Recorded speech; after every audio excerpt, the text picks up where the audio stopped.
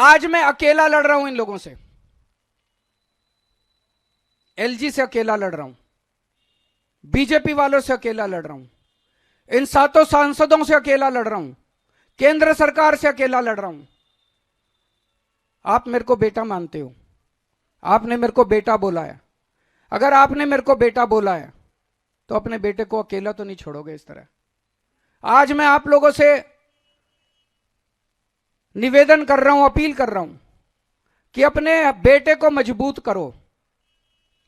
आपने मेरे को 70 में से एक बार 67 सीट दी, मेरे को मजबूत किया। दूसरी बात, 70 में से 62 सीट दी, मेरे हाथ मजबूत किए विधानसभा के अंदर। मैं बड़ा शुक्रगुजार हूं।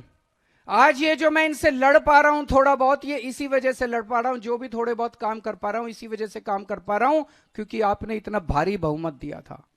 अगर आपने 70 में से 40 सीट दी होती, ये बीजेपी वाले सरकार तोड़ देते, गिरा देते, खरीद लेते, डरा देते मेरे एमएलए को।